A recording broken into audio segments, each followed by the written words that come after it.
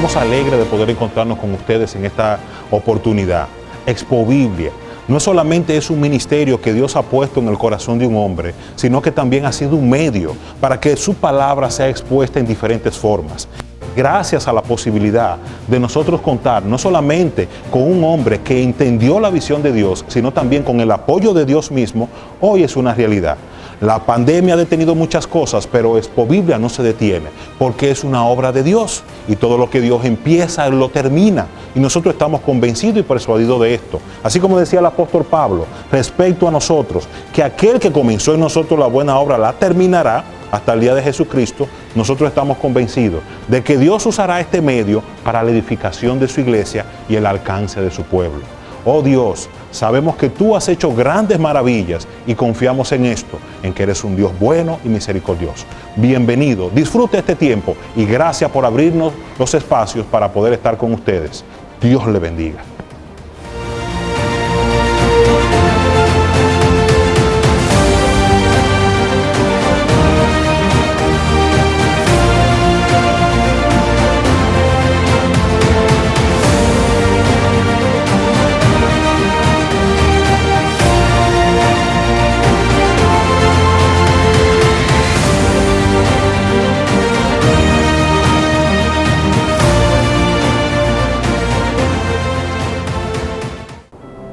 Bienvenido, amado hermano, bienvenido, querido amigo.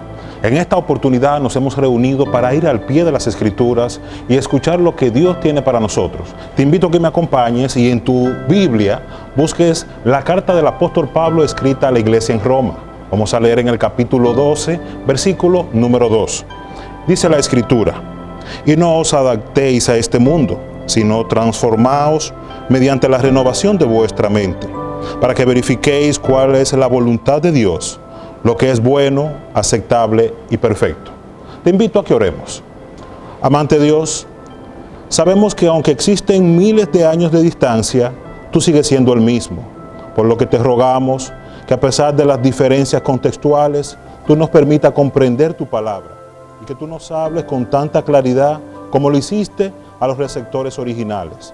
Permítenos ver, oh Señor, que por tus grandes misericordias, oh Dios del cielo, hemos sido animados a no conformarnos a este siglo, sino a renovar nuestra mente conforme, oh Señor, a tu voluntad, la cual siempre es perfecta, es agradable, es buena.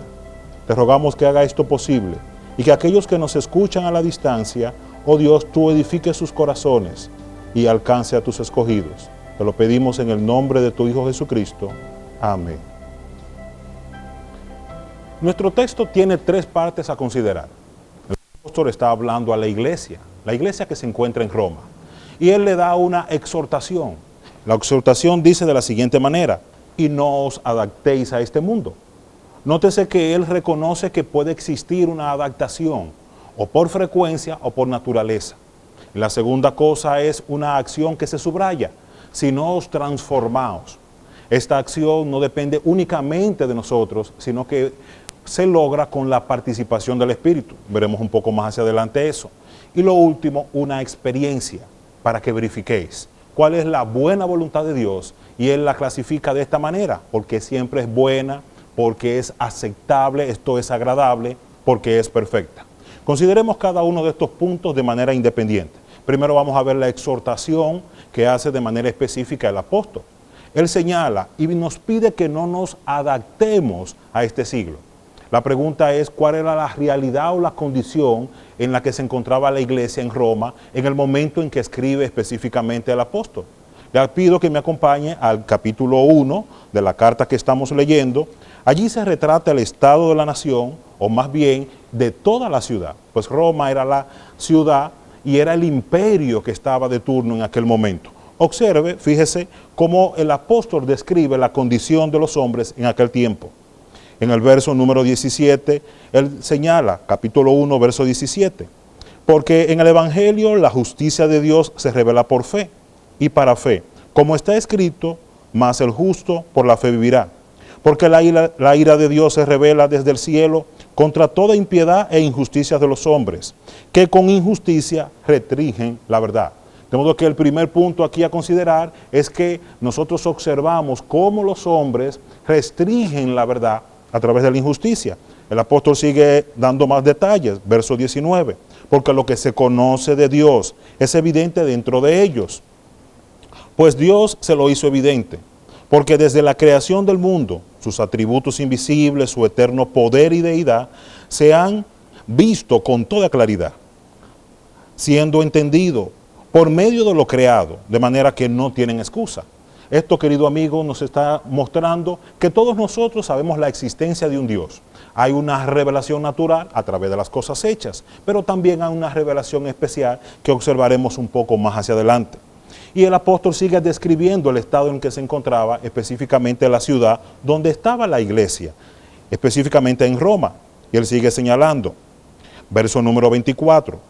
Por consiguiente, Dios los entregó a la impureza de la lujuria de sus corazones, de modo que deshonraron entre sí sus propios cuerpos. ¿Qué estaba pasando? ¿Por qué ellos deshonraron sus propios cuerpos? Pasó lo siguiente, no olvide nuestro tema, estamos hablando sobre la transformación mental que opera el Evangelio. Lo que acaba de suceder, o más bien lo que describe el apóstol, es esto. Los hombres en aquel tiempo, profesando ser sabios, se hicieron necios.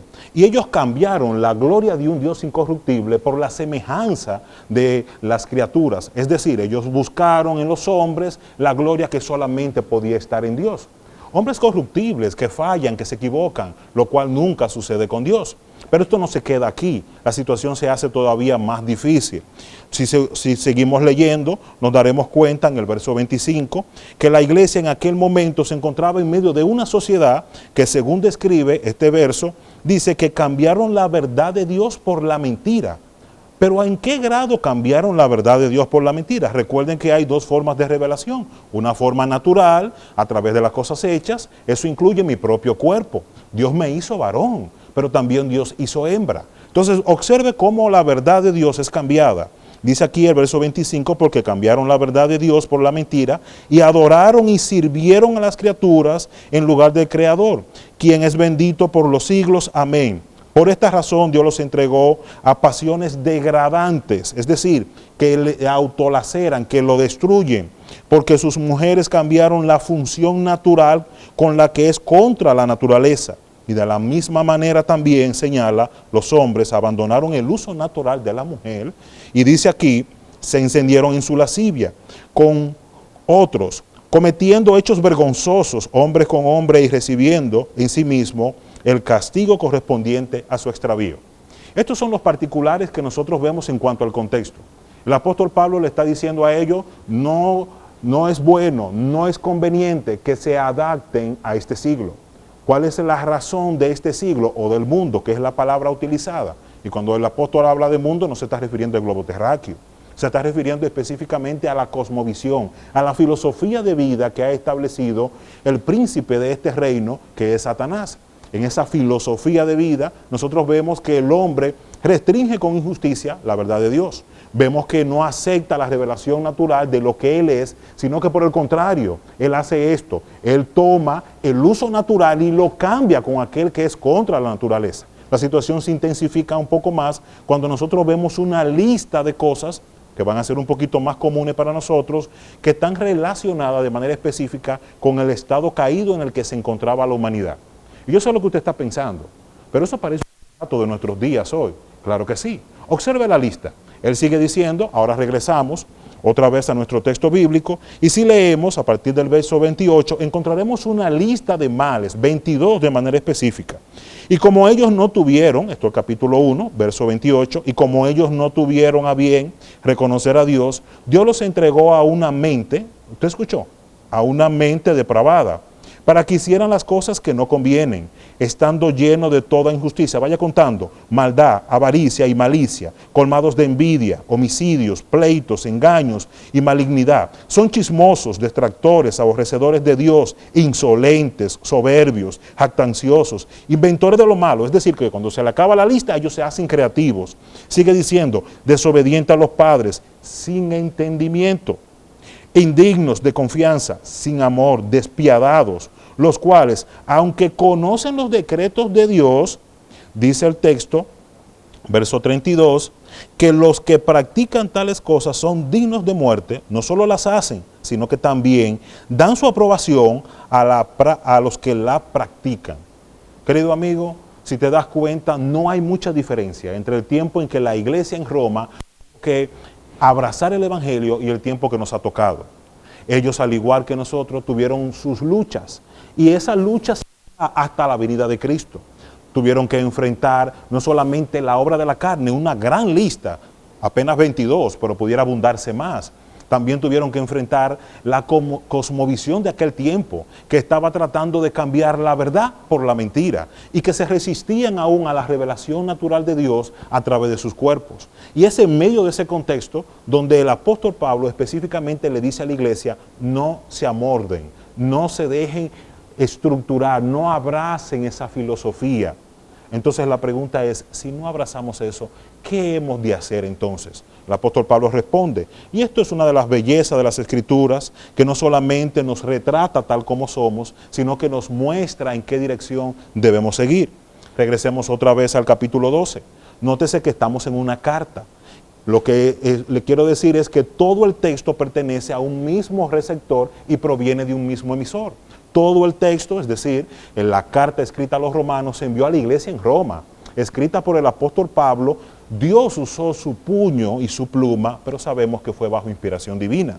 Y él sigue diciendo, no nos adaptemos a esto, a este sistema de vida, donde el chisme, donde el aceptar las cosas malas, donde el llamar lo bueno malo, es lo normal para muchos. Eso no es conforme a lo que Dios ha revelado en su palabra.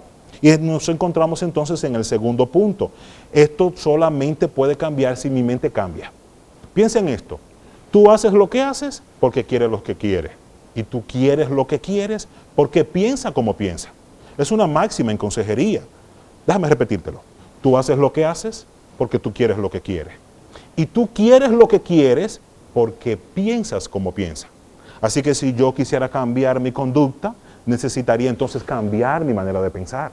En la medida en que eso va transformándose, automáticamente entonces se va cambiando mi conducta. Déjame darte un ejemplo concreto. A nosotros nos incomoda cuando alguien utiliza un lenguaje soez, unas palabras descompuestas que resultan ofensivas. No queremos que los pequeños le escuchen. Y nosotros le decimos, ay, esa persona tiene la boca sucia. Realmente lo que está sucio es su corazón. Porque la Biblia dice que de la abundancia del corazón es que habla la boca. Si te das cuenta, el problema nuestro está dentro, no se encuentra afuera.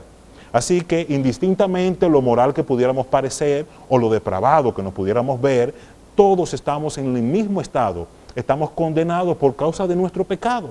Pero te tengo buena noticia. Ese es el centro de esta carta que yo estoy compartiendo contigo hoy. El Evangelio, esa buena noticia de que el Rey envió a sus heraldos a decirte que hay esperanza, que hay posibilidades de que tú cambies tu manera de pensar, que tú cambies la manera en que actúas y que en consecuencia empieces a experimentar la voluntad de Dios. Ahora observa cómo se opera ese cambio.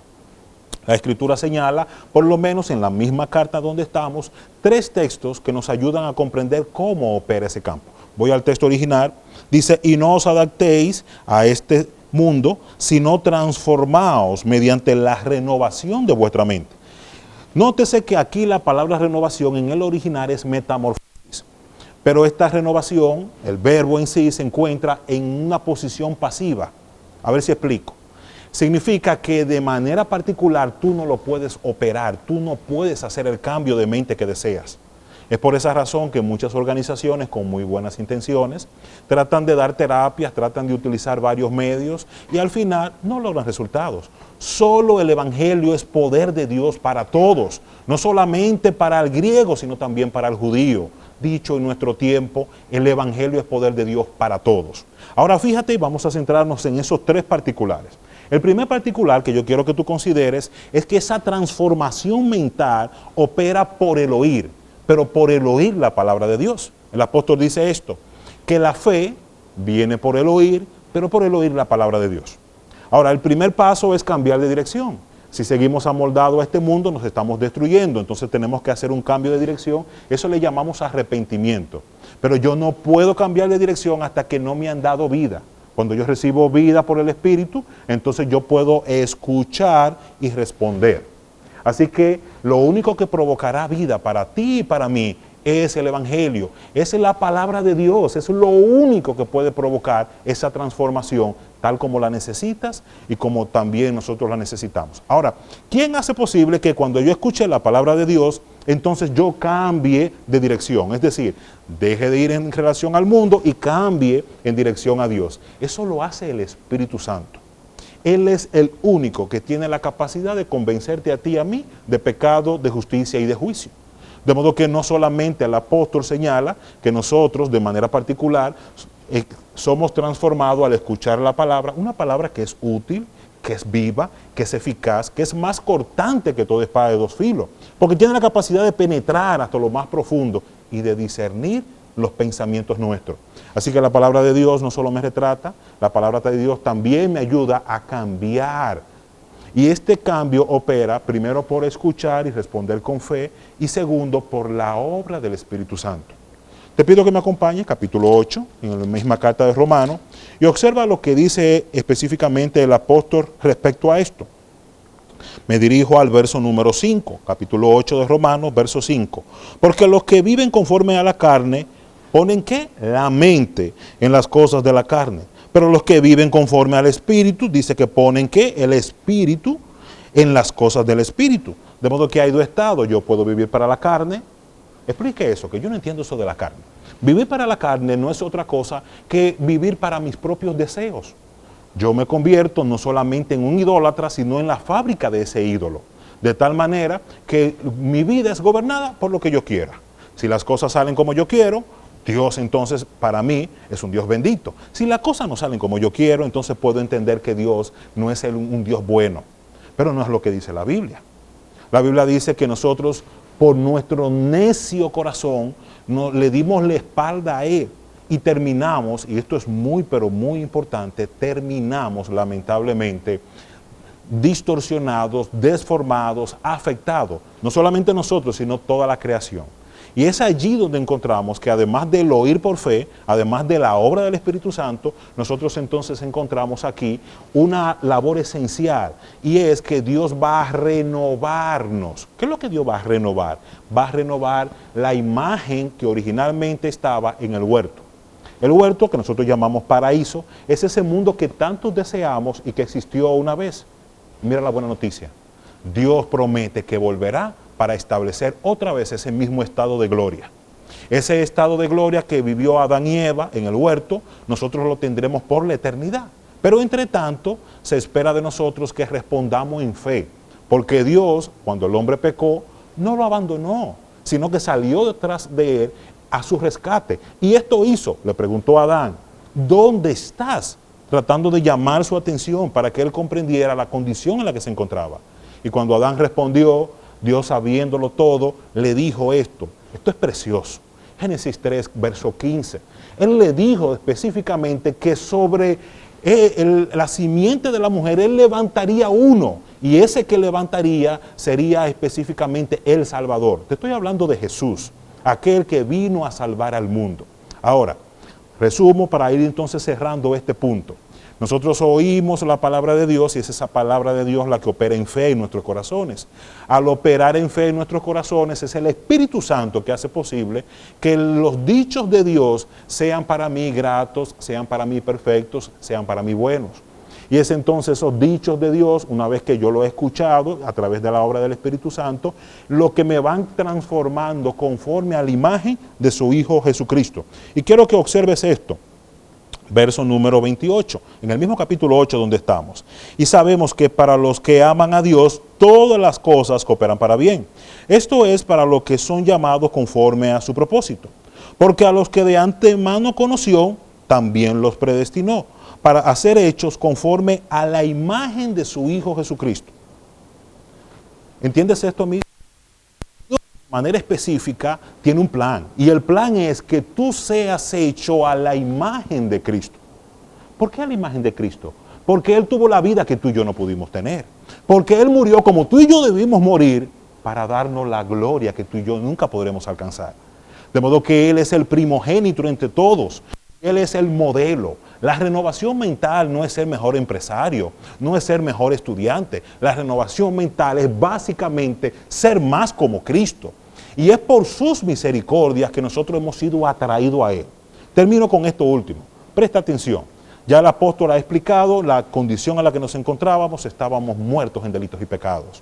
Y Él nos ha dicho que necesitamos una transformación, una parte nos toca, esto es prestar oído, y la segunda parte la hace el Espíritu de Dios. Empieza a cambiarnos, para hacernos no mejores hombres de negocio, para hacernos más como Cristo. Al ser más como Cristo, vas a ser mejor hombre de negocio, vas a ser mejor profesor, vas a ser mejor padre, vas a ser mejor hijo. Cuando esa transformación operada por el Espíritu a través de la palabra tiene lugar, esto es lo que pasa. Tú entonces empiezas a comprobar la buena voluntad de Dios. Te das cuenta que todo lo que Dios ha hecho para ti es bueno. Y permíteme hacer una pequeña observación. En una oportunidad conversaba con un muchacho. Aquel muchacho entendía muy bien el Evangelio. Sin embargo, a pesar de que él lo tenía muy claro y lo entendía sin ninguna dificultad, él no lo podía abrazar. De modo que no se trata únicamente sobre un asunto cognitivo. La transformación mental no solamente va a afectar la manera en que piensas, va a afectar tus emociones. Por eso, el calificativo que Pablo usa para referirse específicamente a la obra del Espíritu es esta, que nosotros vamos a conocer la voluntad de Dios y vamos a experimentar estas tres cosas. Primero veremos que es buena. Mire que eso lo sabe todo el mundo. Mucha gente escucha las Escrituras, tú le puedes presentar el Evangelio y te dicen, yo sé que eso es bueno y que me conviene. Sin embargo, hay algo que no le permite dar el paso y es ese corazón. Por eso Dios ha prometido que va a circuncidar nuestro corazón, es decir, lo va a regenerar. Al regenerar nuestro corazón no solamente cambia nuestras mentes, también cambia nuestros deseos. Por esa razón la segunda palabra es esta, agradable. En la versión de las Américas la palabra es aceptable. Pero lo que se subraya allí es una experiencia. Nótese que él dice, para que verifiquéis o para que comprobéis. Querido amigo, yo no lo puedo hacer por ti. Yo no puedo tener esa experiencia por ti. Yo sí te puedo decir que en mi experiencia, la voluntad de Dios es buena. La voluntad de Dios es agradable. Óyeme, yo no he encontrado nada que la pueda superar. No he encontrado nada que le falte. Es perfecta. Su voluntad es buena, es agradable y es perfecta. Yo sé que estás pensando, esto está muy difícil para mí. Yo lograr que eso opere en mi vida es prácticamente imposible. Y tienes razón, no lo vas a poder hacer por ti solo. Necesitas la obra del Espíritu de Dios. Cristo, al irse de este lugar, prometió que estaría con nosotros y nos dejaría el Consolador. Ese Consolador vendría a nuestras vidas y no solamente nos guiaría a toda verdad, sino que nos ayudaría en este proceso de transformación. Ahora, amado hermano, quiero hablarte a ti. Sé que estás pensando que tienes muchos años en el Evangelio, que has escuchado muchas veces hablar de este texto y que te has esforzado una y otra vez con tus propias fuerzas para lograr una transformación en tu mente. Sí, yo sé que te has levantado de madrugada, conozco las veces que has durado horas leyendo el texto y no logras ver nada. Y me ha pasado también. El hecho de que esté compartiendo esto contigo no me da una posición de privilegio. Te estoy hablando porque he pasado por el camino en que tú estás pasando ahora. Pero sí te puedo decir esto, Dios es bueno. Y la pregunta es, ¿qué me anima, aún sabiendo que mi vida no es todo el tiempo hacia arriba, sino que es como una especie de sube y baja? Me anima esto. Escucha bien, me anima que Dios ha tenido misericordia conmigo. No puedo terminar de ver este texto sin antes subir al verso número 1. Es imposible. Porque todos los 11 capítulos que anteceden al capítulo 12 donde estamos, se encargaron de una sola cosa, de decirnos a nosotros, y te voy a pedir que vayas a la Biblia y veas cuál es el resumen de esos 11 capítulos anteriores, donde vimos un mundo caído, no diferente al nuestro, para que entonces tú comprendas por qué el apóstol Pablo se invirtió tanto tiempo en esto. Regresamos al capítulo 12, subimos un poco arriba y nos daremos cuenta. Capítulo 11, verso 32. Esto dice el apóstol, porque Dios ha encerrado a todos en desobediencia para mostrar misericordia a todos. ¿Sabes por qué, amado hermano? Es necesario que perseveres en la transformación que Dios quiere obrar en tu vida, por las misericordias de Dios. Porque Él ha sido tan bueno para con nosotros, que no solamente nos dio la exhortación para nuestro beneficio, sino que nos dio la razón para animarnos. Y yo quiero animarte. Yo quiero que tú veas tu vida. Yo quiero que veas de dónde Dios te ha sacado. Yo quiero que veas lo que Dios ha hecho por ti. Y que entonces tú pongas la vista en las cosas del Espíritu. Porque si pones la vista en las cosas del Espíritu, más temprano que tarde, estarás con el Señor, no aquí en esta tierra, estarás con el Señor en el paraíso. No te estoy dando un aviso de muerte, no quiero que te confundas, te estoy dando esperanza. Una esperanza que no avergüenza, esa esperanza que nos muestra a nosotros de que sí, es posible cambiar y que ese cambio o transformación solamente es posible a través de la palabra de Dios. Y que esa palabra de Dios no opera de manera independiente, sino que opera con la asistencia del Espíritu Santo. Te pido que oremos. Señor, te damos gracias por este tiempo, por haber escuchado tu palabra, y damos gracias porque a pesar de las cosas que han sucedido a través de la historia, tú las has preservado. Gracias, oh Señor, porque tú has prometido esto, que por la predicación del Evangelio, para lo que es locura para muchos, oh Señor, para ti, oh Dios, ha sido el instrumento de salvación. Y esto te ruego, salva en este día, alcanza, oh Señor, a aquellos que se pierden. Nadie lo puede amar más que tú, oh Señor, ningún hombre. Tú has enviado a tu Hijo para que todo aquel que en Él crea no se pierda, mas tenga vida eterna. Oh Señor, y te rogamos que tú trabajes en el corazón, no solamente de nuestros amigos para que vengan en arrepentimiento y fe, sino también en el corazón de nuestros hermanos. Oh Señor, gracias por las tantas misericordias que tú has mostrado para nuestro bien. Señor, nos somos animados día y noche al ver lo que tú has hecho y la esperanza de gloria que tenemos, oh Dios, para seguir hacia adelante. Te pedimos que tú pongas pasión en nosotros por tu palabra, que no solamente sea entendida como algo bueno para mi vida, sino que también yo lo pueda disfrutar, que sea agradable. Oh Dios, y guarda nuestros ojos que no se desvíen a ninguna otra cosa, porque no hay nada como tú. Tú eres perfecto, tú estás completo, eres insuperable. Gracias, Señor, porque tú has prometido que toda vez que viniéramos a ti en oración y pidiéramos algo en el nombre de tu Hijo, tú nos escucharás. Por eso te lo pedimos en el nombre de Jesús. Amén.